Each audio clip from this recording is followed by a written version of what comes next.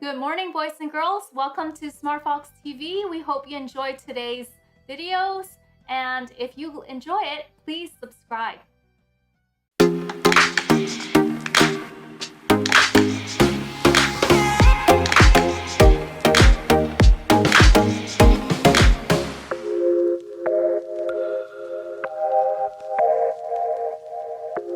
Okay, so here's some of my questions. Okay, so what could you say was the biggest thing you would tell your younger self now that you're a coach and have experienced this?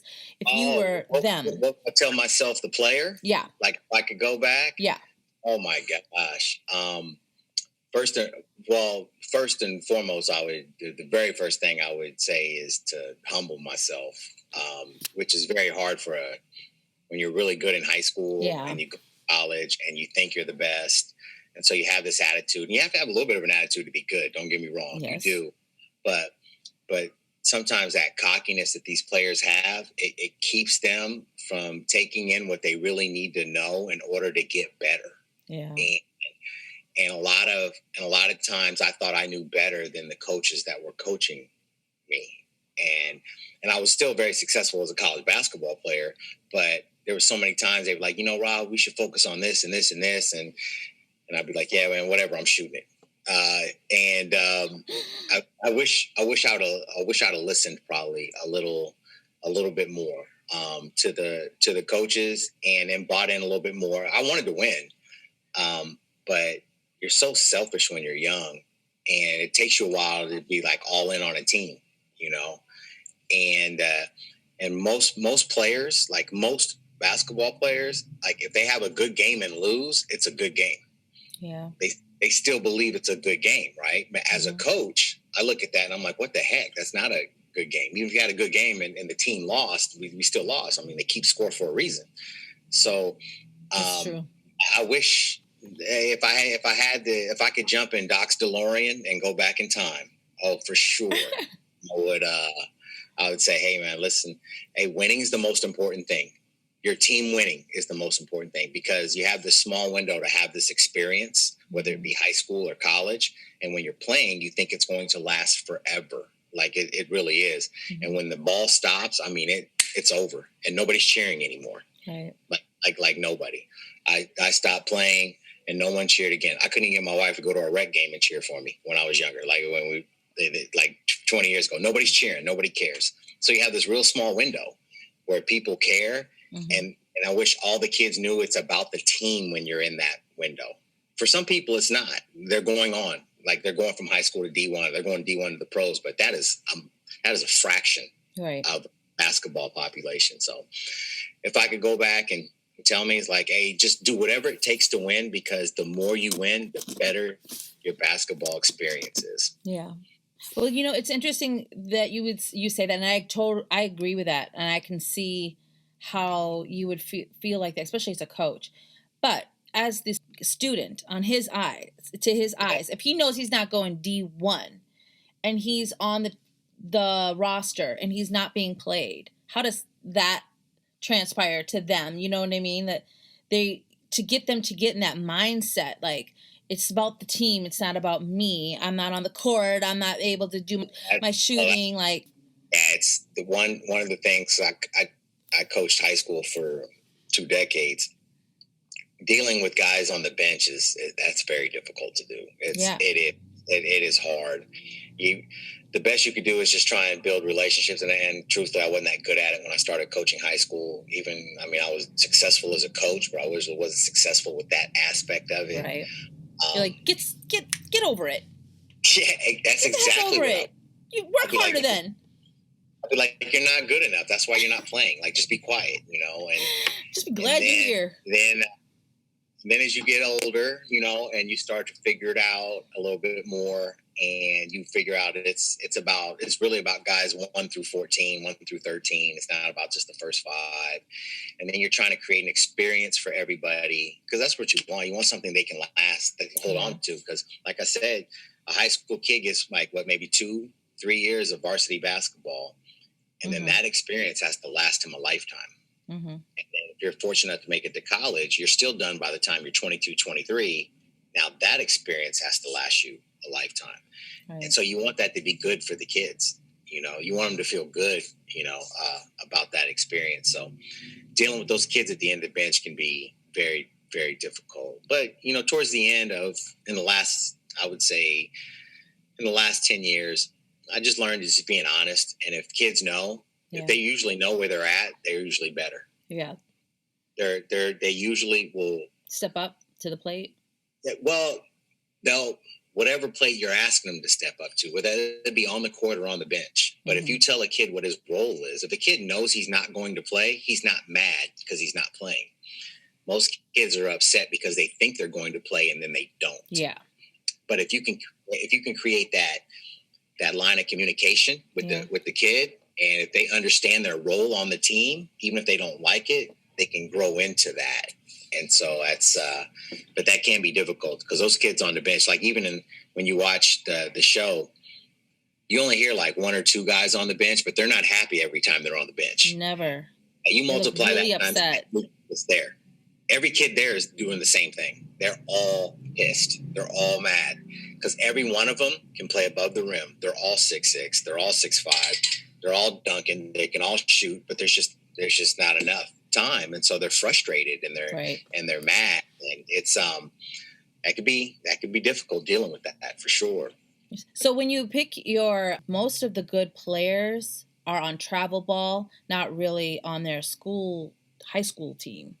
Do you feel that that's the case? Like where are the good ball players at? It's the travel team, right? And the kids on our team were every one of them play. Well, yeah, if every kid who plays in college played on some sort of travel team. Right. Okay. Yeah. But that's just the dynamics. That's the dynamics of that. That's basketball, though, only. Football's not like that. No, well, football don't hit in the off season. Yeah. So they can't play. Whereas, basketball, volleyball, baseball, so you can play all the time. Yeah. And it's really, and it's a necessary evil. The travel. I did high school for a while, and my kids played travel, and it was always a push and pull between like their high school team and their travel team and doing that. But it's a necessary evil because college coaches, they can only come out. It's hard for them to come out during their basketball season. Yeah. Because they're coaching their own teams. So you have that. That's true. Then in the off season, you have NCAA regulations that say that you can only go out for 2 weekends in April and 3 weekends in July. Wow. Yes. They can't go out and just go watch kids play whenever they want to. There's a lot of rules involved with the recruiting at the college level. And so from that, you had to create events to where all the kids were going to be at the same place at the same time so that college coaches can come and watch. Okay.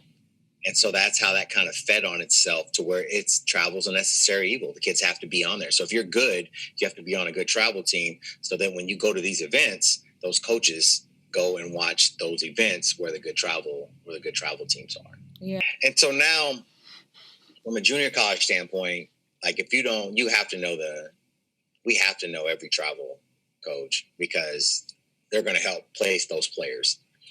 Oh, okay. So it's not like just their parents or the kids. Like you got to get involved even with their travel coach just to get a kid to come by the gym just to check you out.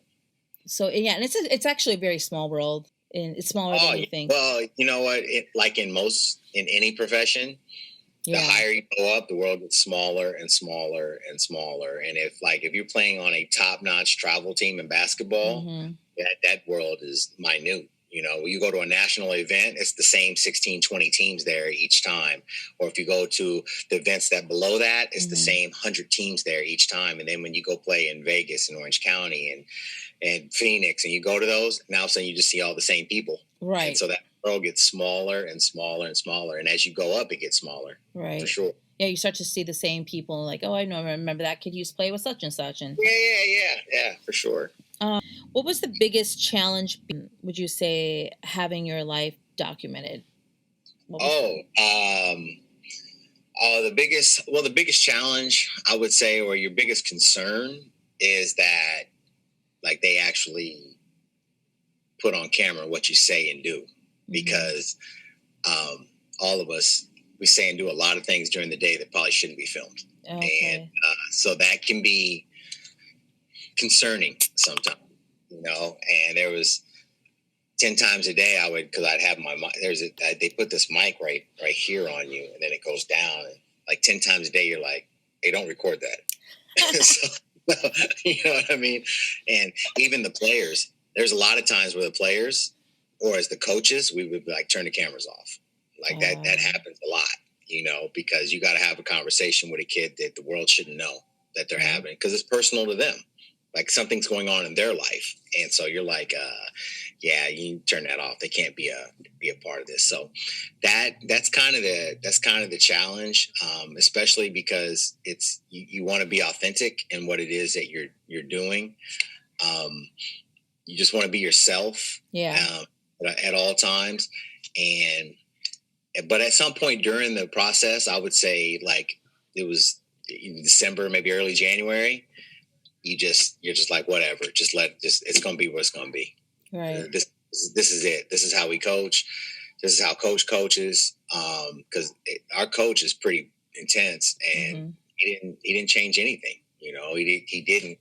And then the players in the beginning, the players kind of acted, they would practice different with the cameras on, you know, their conversation would be a little awkward when the cameras are on, but you know, hey, well, shoot, eventually it didn't. And they let you have it. They'll say whatever at any time.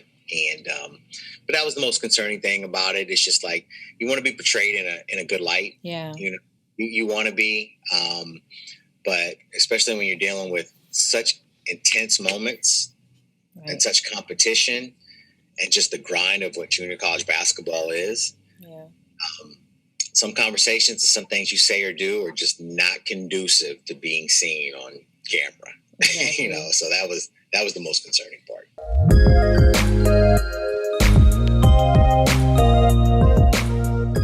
Welcome to Strange But True Facts. Here are a few for you today. Collars used to be detachable in men's shirts to save on laundry costs. That's because the collars are the things that get dirtiest fastest. A student in Scotland left a pineapple at a museum in 2016 only to find out it was put on display in a glass case 2 days later.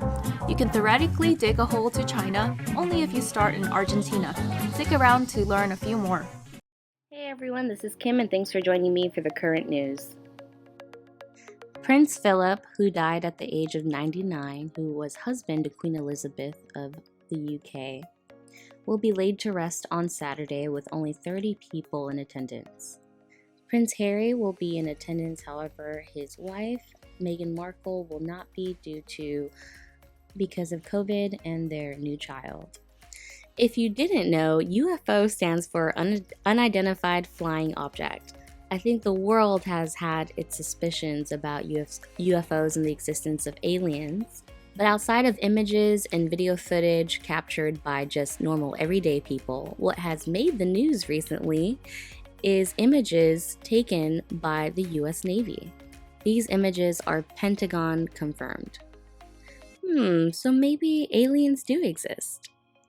This is Kim, and thanks for joining me for the current news. Welcome back to Strange But True Facts. The term bra is short for brada and is Hawaiian pidgin popularized by surf culture. Dogs are banned from Antarctica for fear that they'll spread diseases to seals. There are twice as many pyramids in Sudan than there are in Egypt. Our brain is the fattest organ in our body and is made of 60% fat. We hope you enjoyed today's Strange But True Facts. This is Kim. This is Tracy. And thanks for watching SmartFox TV. Stay foxy!